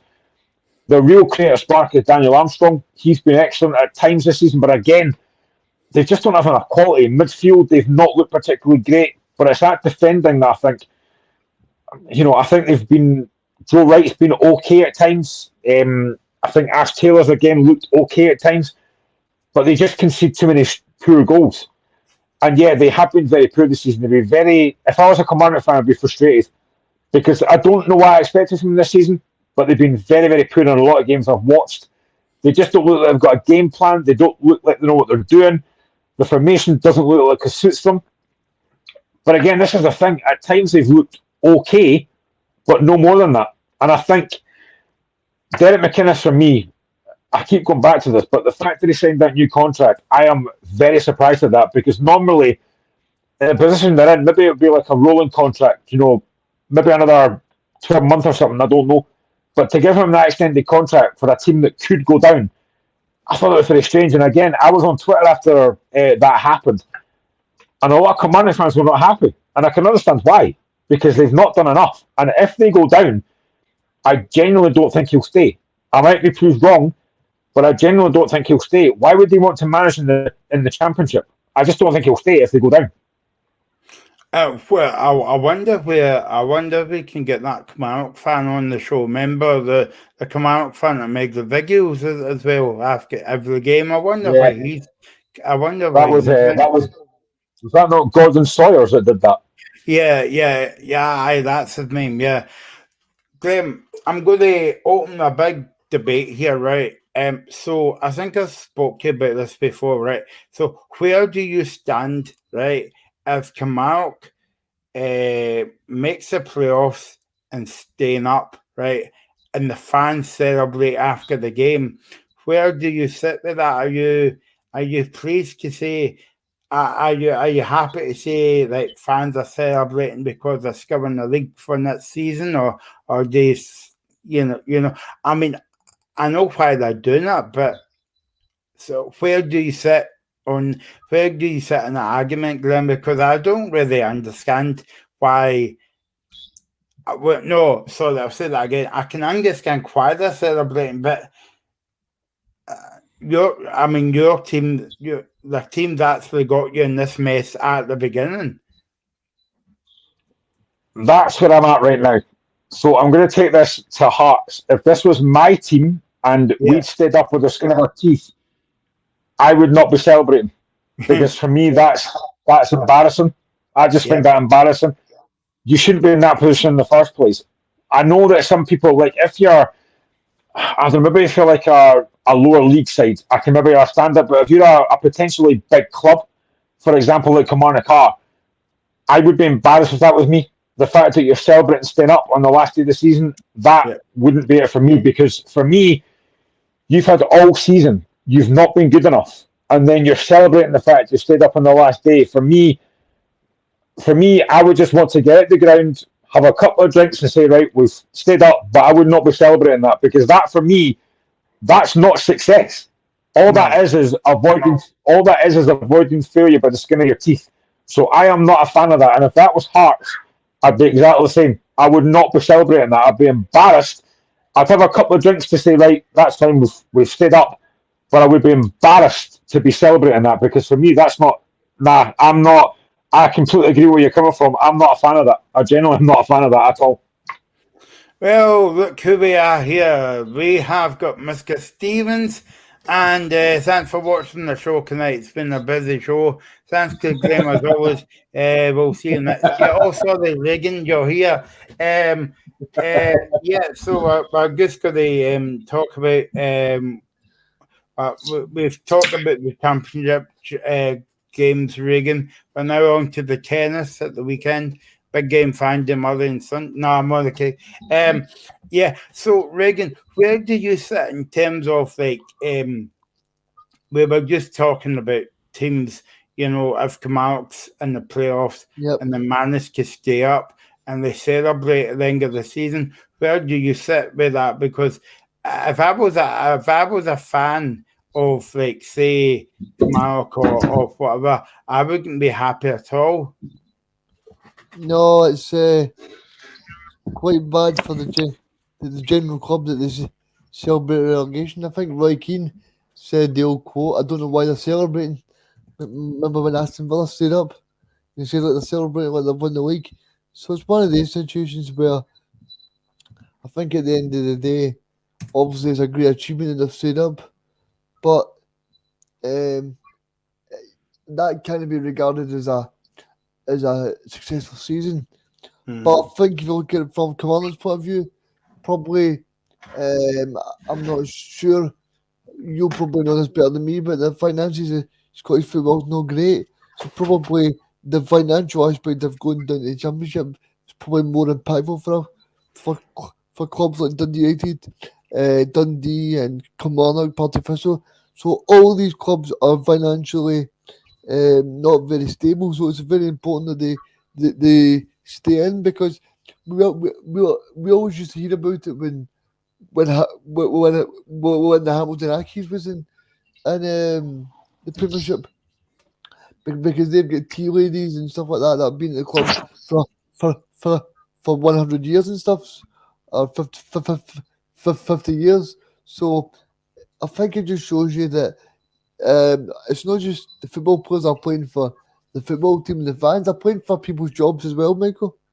We were just talking about this before you come on, Reagan, and I said this at the time, and I must have been psychic, but back in October, I think it was October, November time, they gave Derek McInnes was it a 4-year deal, and we were talking about it at the time, and we were talking about it now. Do you think Kamark was a bit do you think Kamark was a bit hasty to give them that deal? And also, do you think if they go down, do you think the Kamark fans wouldn't be happy at the board how they gave them that deal and they've been relegated? And just what you were saying, Reagan, about the pay cuts as well. I think the whole general thing, right, with Derek McGuinness, I don't believe they gave him a new deal because of performances. That was probably guaranteed, and they got him straight back up to the Premier League, Michael, because we know how bad Tommy Wright did. So I think it's probably more of the example of you've got us there, we'll pay you a bit more money, everybody's happy, you get some pies because the pies are the best in Scotland, and everybody's happy. So I don't know if it's general that he's doing well this season. We'll give him a 4-year contract. I think it's probably right if you get us up from the Championship, you beat Arbroath at the start of the season, we'll offer you a brand new contract. That's probably the way it's worked. Yeah. Okay. Let's move on to your. Just come on in plenty of time, Reagan, because I actually got to talk about your pal here, David Martindale. They go up to Ross County tomorrow, and I would expect them of looking at the Championship games in tonight. They'll hardly be anybody there at that game tomorrow. But anyway, let's hope Ross is know what's in that game. Ever Ross County contributor. David Martindale says that we feel a bit short for we failed a bit short for making the top 6, but when you talk about these games, that there's nothing to play for except that the 3 points. Our next games are away. Our next 2 games are away from home, Ross County and Kilmarnock, and both of the teams I get something to play for. So, yep. I think tomorrow when you look at that game, Michael, it's very tasty because I think if you're Ross County, that is a perfect game. I think, I don't know if Graham agrees, but I think the Livingston players can book their holidays. They can be on the beach to Barbados because they've got nothing to play for. And I think, like you said there, one thing I don't know if you guys spoke about it, but one thing that really worried me from David Martindale's comments, he said that they've only sold 100 tickets for next season. That is hugely worrying for a Premiership side. You know, I'm just, I'm just a little bit worried for the finances of the club, and I hope that, going forward, more people can invest in the team because it's no good it's no good look, Michael, for the Premiership. No, I mean, it's a tale of two halves. I think it, Glenn, when we were talking about Kilmarnock, if they go down, the financial aspect will be cut. But for Livingston, it's the opposite. That the Premiership side, nice wee Skigam, and you're talking about pies, Reagan, the nice pies at Livingston as well. I don't know if you've been. But that's a bit worrying how Reagan was in about the season tickets as well. Yeah, I mean, how do you attract fans to go to Livingston? Because I said this weeks ago, you're getting like bus fulls and stuff going from Livingston to Celtic games or Rangers games. How do you attract local fans to go to Livingston games? It's very difficult. I do think Livingston have got a decent side there. I know they will a few in the summer. Nicky Devlin will go, Dribble will probably go. There'll be a few players that will leave, but how do you attract players to go to Livingston? I mean, I think I've said this before as well, before Regan came on. I've said before that I think David Martindale is very underrated as a manager. He's a very good manager. And, the way he's talked there, it is a sad indictment, though. For a team like Livingston to have only sold 100 season tickets is not great. And, tomorrow's game, for them, Regan's right. They could be on the beach. That game means nothing to them. It means everything to Ross County. But it's the case of how do you attract fans to go to Livingston games? Because, I said, on you go, Regan. I don't know if you guys are privy, but I don't think the Livingston players will be on much money either. So it's not very attractive. Not very attractive proposition for the players to go either. And that's probably what Graham touches on there about Joe Newbley and Devlin as well, because as much as we don't like to admit it, football's a job to some players, and they need to make a living for the family and for their wives and their family as well. So I think the big thing for David Martindale is as Graham says there, he's got a very difficult task, because he's got buses full of Rangers and Celtic fans and even Hearts fans and Hibs, because I don't know how close Livingston is to Hearts and Hibs, but Graham will know that side of the area better than me. But if you look at Tynecastle, 17,000 go there every week. You'll get Easter Road, 18,000 go there. Well, probably only for the Edinburgh Derby, but you've got a lot of fans that really turn up. Yeah, I mean, it is really difficult because, I've been at Amberville a few times, and it is Tony Macaroni they call it, but it is a nice big ground, but they never have fans to fill it. And you look at some of the games that are on TV, and you look at a lot of the attendances, it is very, very low. There's far too many times you watch a TV game and half the stands are empty. And that's not a great look. It's the same for McDiarmid Park as well. It's not a great look, but it's how do you, I don't know what more David Martindale could do. He's done a great job at Livingston. He's got a good team on the pitch. What more can they do to attract fans to go to Livingston games? It's very difficult. And I do think, for me, if and when David Martindale leaves, whenever that is, it's going to be very hard to replace him at Livingston because of the job that he's done. And again, how do you attract fans to go to Livingston? It's very difficult to do. And I know Michael and Graham know who I'm talking about, but I think it's Kevin who is on this programme as well. He goes to Delkin like Talbot. I mean, he does, yeah. I mean, clubs like that, Graham, they get a big crowds, even like Darvo and Cumnock and all these clubs. They get like 2,000 at the matches. See how I don't know what you guys are going to see, but see the Youth Cup final the other night against Celtic and Rangers, right?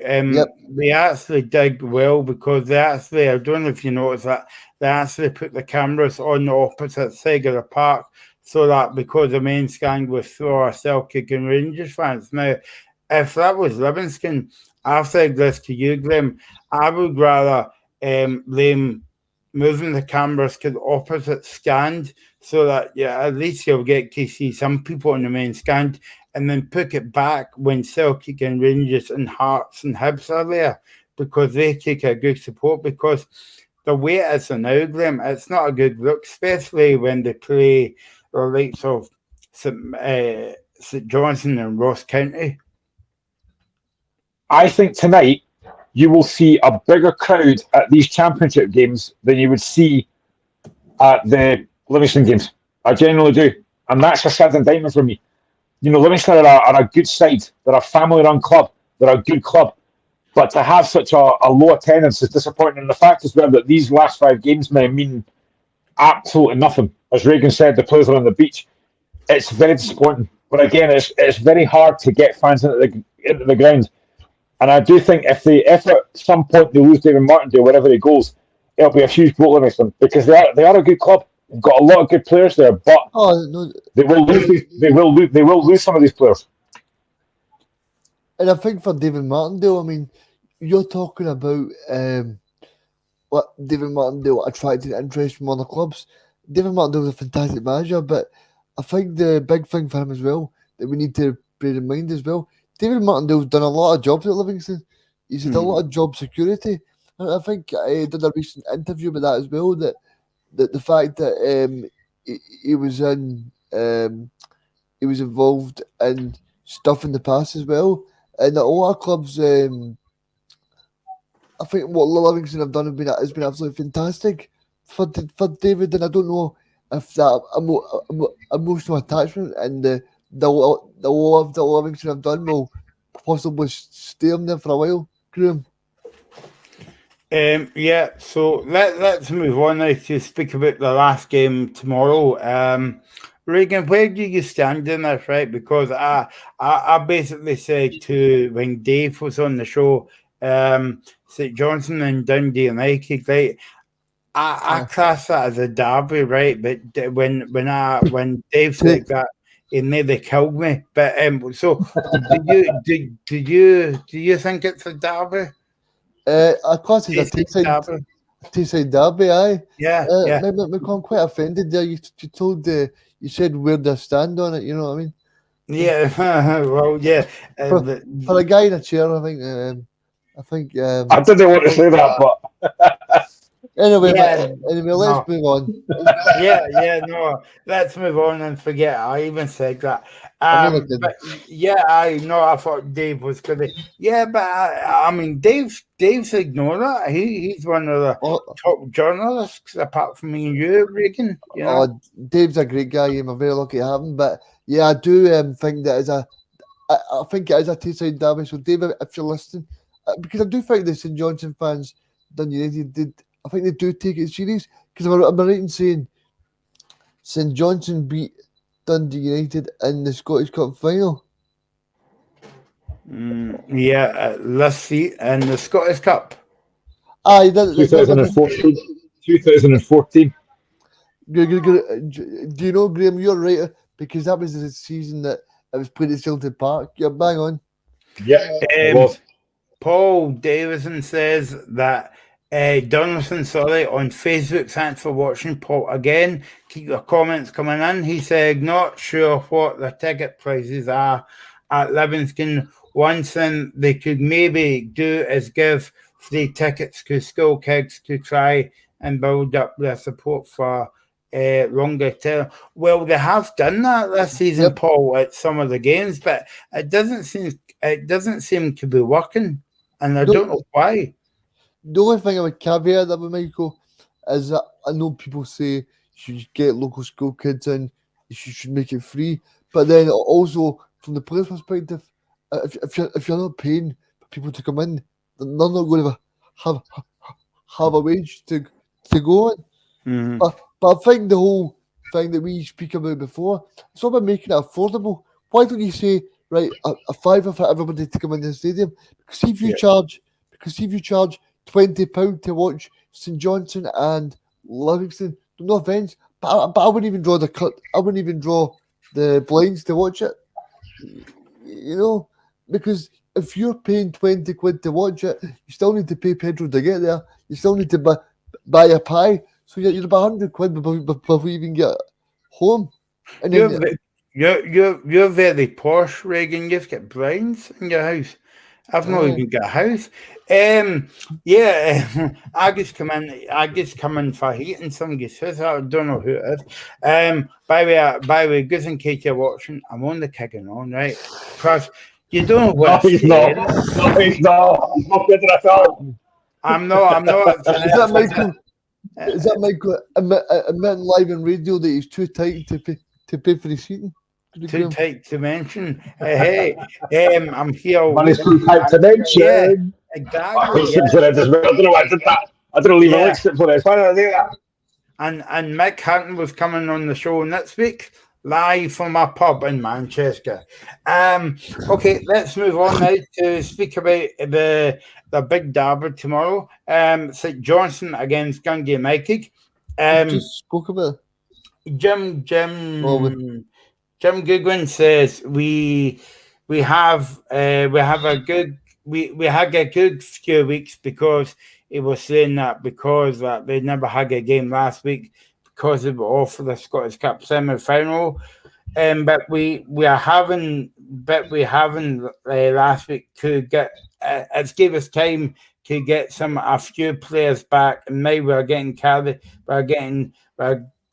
play on, and if we win the game, we go above them. So it's a big game for us tomorrow, and I think that will be a big boost to Dundee United, Reagan. If they win tomorrow, they go above St Johnstone in the table. As I was saying last week, I'm disappointed that John's back in the job because now he's the most handsome guy in Scottish football. I like to see him up there, Michael, but Big Jim's looking well.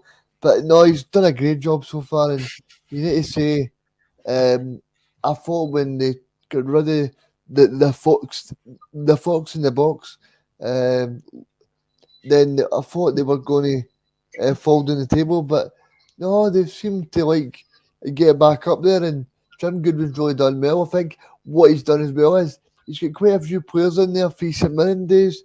Jimmy McGrath, who he brought over from Republic of Ireland, so he knows him, and he said this week, wherever Jim Goodwin works next season, he wants to have you, Jimmy McGrath. Is he throwing a little hint there that he's not going to be there long term, or is he throwing a hint saying to Dundee United, we need to sign this guy up? Because I think what you need to say with Jim as well is he's often touted with that double result in the 6-0 defeat, but every time he goes into a manager's job, he does very well, and I think that game tomorrow is massive because St Johnstone are not in a good vein of form, but they played well against Lee Johnson's side. They were so unlucky not to win. If it wasn't for David Marshall's absolutely brilliant saves, they'd probably won that game 2-3, Graham. Absolutely. United have been very impressive. I mean, I've been very impressed with what Jim Goodwin's done. I don't think I would be, but he's done a very good job. And I think, I said weeks ago, I thought United might go down. Now, I think they might get out of it. I think they've done a very good job. I like a lot of the players. Stephen Fletcher's been brilliant. Graff's been excellent. I think there's still a problem defensively for me, but I think they look a decent side now. Whereas St Johnstone, I don't know what they're going to do. Stephen McLean's in charge now. I don't know who they'll get as new manager. It's a big, big game for both teams. But, I mean, Reagan, what do you think Jim Goodwin has changed in that United side that Liam Fox, Jack Ross, Tam Courts couldn't do? It's just giving the players confidence. I think one of the big things for Liam Fox was he wasn't actually the proper manager. I think one of the big things that clubs are getting wrong now, they're just sacking the manager and then bringing the next coach in. That's a wrong thing to do. I mean, we've seen it with Frank Lampard at Chelsea and the guy at Spurs. You're bringing in people that have not got a clue. No disrespect to Liam Fox, but he's doing a great job at Aberdeen because he's a first-team coach. There's no pressure on this guy. He's probably handing out the bibs at the training session and doing the coaching that he enjoys. He's no the guy that's been interviewed by radio stations or by teleprograms every single day, because I think what people need to understand is it's not just a case of you're dealing with the players 24/7. Well, I bet you Jimmy Goodwin's dealing with players being sick. Something's happened with their children, or maybe they've got a BBC interview, or something's happening. So I think every single day there's something going on as a manager. Whereas if you're a first team coach, you can focus just on putting the bibs out, putting the cones out, and doing your job, and there's not that much pressure. I don't know if you guys agree, but I think if you look at somebody like, try and give you an example. If you look at somebody like, I'm trying to think of a good example here to show you, But I've got one, Michael. You've got remember Caffrey, the guy at Hearts. Now Ian Caffrey was at Spurs, right? And all the Spurs players absolutely adored him because he was a very good coach. But I think if you put somebody like Ian Caffrey in as a manager, he'd be absolutely hopeless as we've seen at Hearts. Yeah, he was. He was. He was awful. But Reagan, that's a good point, and I've been thinking about that the last couple of weeks, especially England, right? And I might come across like an old guy here, Uncle Albert and all that. But see, when you think about it, like, football's not football now. Football's a business. I remember back in the day when teams got beat 6 games back to back. The same manager would be at the club, but now they're just sacking them they're just giving them away like sweeties. And I don't know if it's because they've got too much money in football that they're kind of like spoiled. I think the thing is, Michael, as well, that Graham will understand that these chairmen are too trigger happy. It's because of social media. It's also because of the introduction of having more money and wanting to see that come through. But we've also seen it with Burrows, who's winning at Aberdeen. Now, Burrows was tasked with getting a very good manager, and we spoke about Stephen Robinson, we spoke about Paul Hartley, and somebody even spoke about Mackay as well at Ross County. But yeah, and he's showing faith in Barry Robson, and he said, "Look, you go and show me what you can do," and he's won the last 7, and they've hardly conceded a goal. So I think there's sometimes you need to say, realistically, sometimes every single result is no down to a manager. It can be down to a mistake, a last minute defeat. Somebody falls over in their backside, and then you lose 3 points. I think sometimes because of Sky, we overanalyze the games and we sit down with a touchpad and we go, "What happened here in the 24th minute?" That's not the way football works, Michael. And I think if you're a manager, it's very brutal. But yeah, I think what you said there, it's very difficult to be a manager, and Chelsea's the perfect example. Because look at Todd Bowley when he goes into Chelsea; he's got guys on 7-year contracts. Let's move on to the Sunday games. Of course, that was all Saturday games. They kick off at 3 o'clock.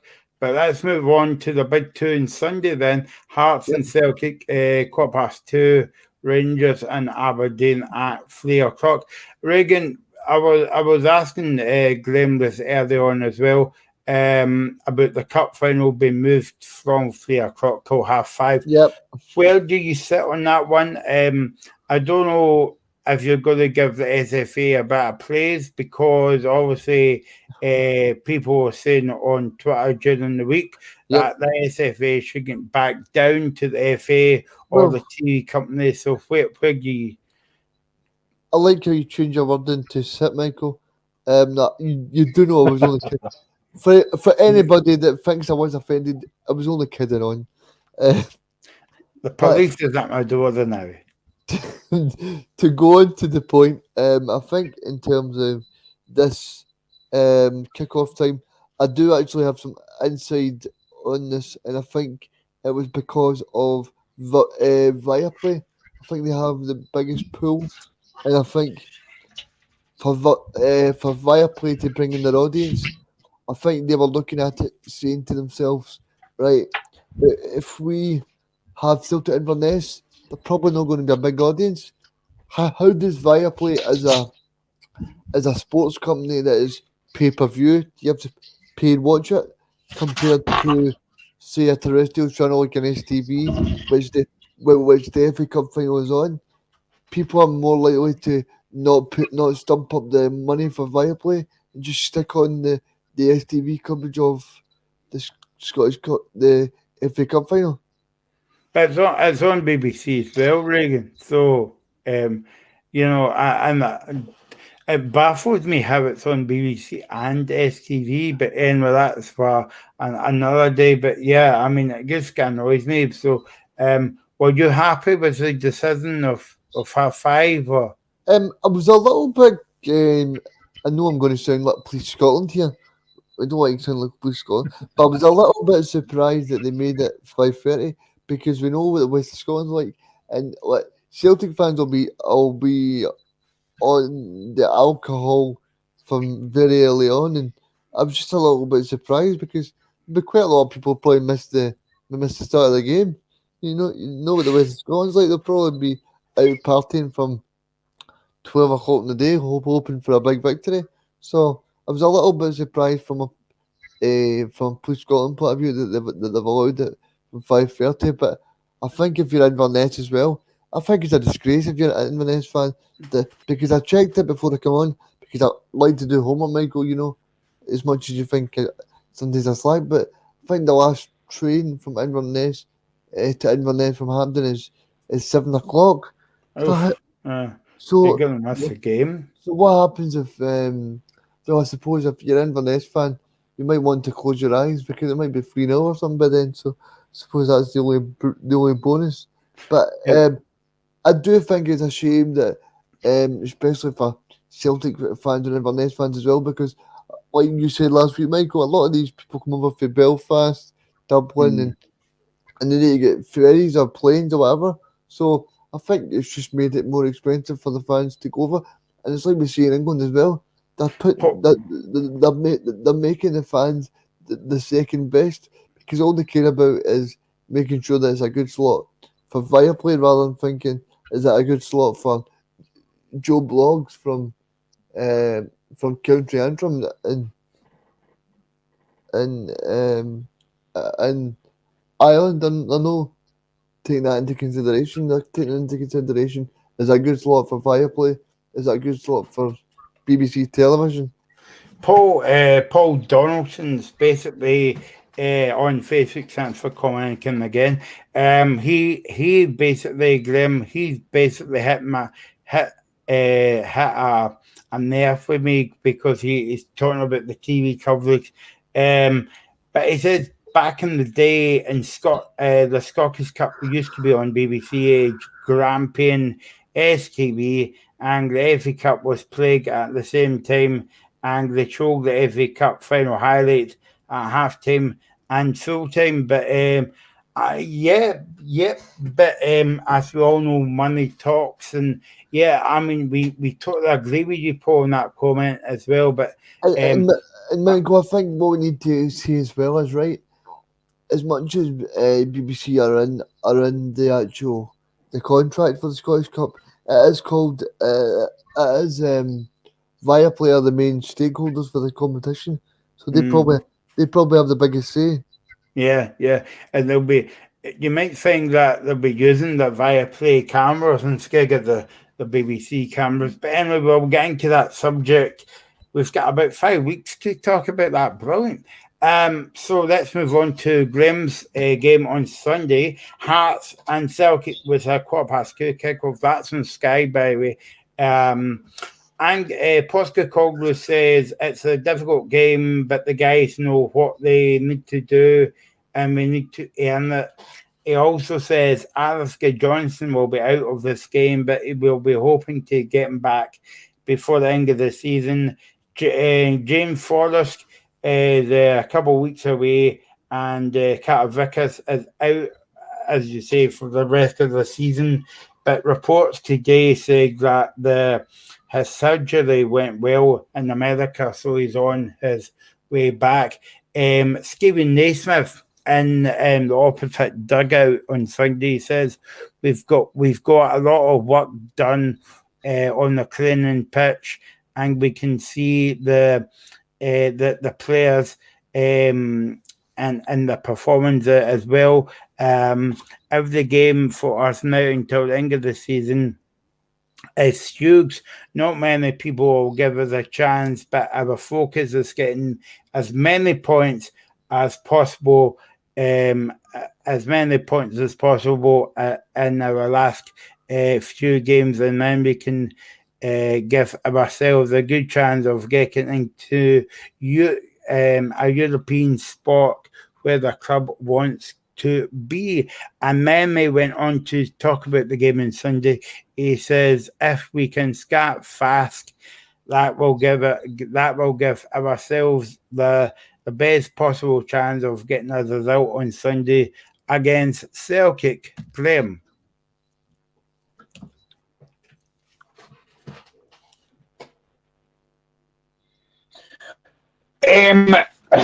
To be honest, I don't know what I expect from this game. I'm probably expecting Celtic to win comfortably, but I've kind of liked the way that Naismith has come across. I think he speaks very well. I think he tries to be quite honest and open. And you look at the Ross County game. I thought we were excellent that day, but it was Ross County. It'll be a different game this weekend. But he talks about the fact he wants to start fast. That's something I've said for months and months. I want Hearts to start games fast. It'll be a difficult game, but I think for me, I don't expect anything on Sunday, I'll be honest. I don't expect us to win that game, certainly going for our title. But I'd just like to see Hearts put a performance in. If we do that, I'm probably quite happy.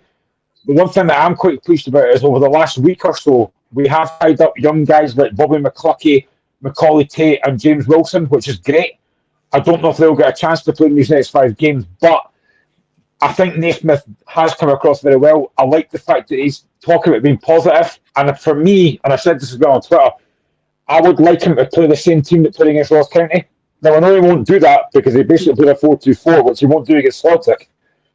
But I'd like to see him playing the same way, having a go at Celtic and taking the game with them at Tynecastle. It'll be a very difficult game. You'll have a big crowd there as well. But I don't expect anything on this game. I really don't. I hate saying this, but I don't expect to win the game. But if we can put a performance in, I'll be happy with that. I'm still not convinced that Naismith should get the job full time. I want more experience. But in these next 5 games, if we perform well and we pick up some points, he'll be in the equation. But for me, he's still not managing material for me. Not yet. Sorry, Graham, I've got 2 things to pick you up on. You said Stephen Naismith speaks well. So did Ian Cathro, and so did Stephen Naismith before the Edinburgh Derby. I watched the Edinburgh Derby in full. I thought Hearts were absolutely shocking. And I don't think Stephen Naismith should be anywhere near that job. I tell you right now, Graham, if Stephen Naismith gets that job, you're going to be moanier than Michael on a Friday night next season. You're not going to be happy, because I'm telling you, as much as he talks a good game, he's one of these people you meet, talk a good game, but he's got nothing to back it up. And as much as people speak about tangents about bringing through youth, that's just pandering to the fans. What Hearts fans want to see is proof on the pitch, and I think if they do get a result on Sunday, I would go as far to say it would be a good result for them. But as much as you want them to get the result on Sunday, Graham, I don't know if that would possibly sway the Hearts board towards them getting the job, because it was like me when Celtic appointed Neil Lennon.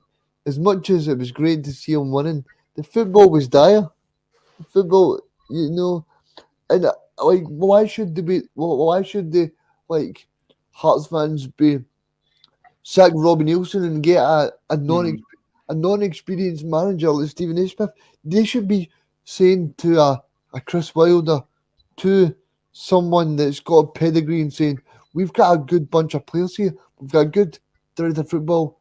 I can't remember the guy's name off the top of my head, but we've got a really good structure here, and we've got a really good facility. We've got a proper good fan base that follows the team game in, game out. We get so many season tickets sold. So I think there's a lot to be positive about, but I think if we don't want to see a Moni Graham next season, we need to see Stephen Naismith not get that job, because for me he's too inexperienced. And as much as people can throw back Robson, yes, but Robson is good proof in the pudding. The players have got into him. For me, Naismith, he had his shot at the Easter Road game, and to me, what did they show? They showed absolutely nothing. That was a big chance to go right. We want to show these fans after a hard season, getting robbed with the sack, losing all these games. They showed nothing. They showed nothing in a big game during the season where they're playing their biggest rivals. We've only got a few minutes left got on the show tonight, and I want to fit in the last game on Sunday, the the Rangers Aberdeen game, the Coronation game. But what do you feel about that, Graham? I genuinely don't know. I think Rangers have nothing to play for now. Last 5 games, the season is done. No, The cup, the league, nothing to play for. No. What I meant was, what do you think of the Hearts Celtic game?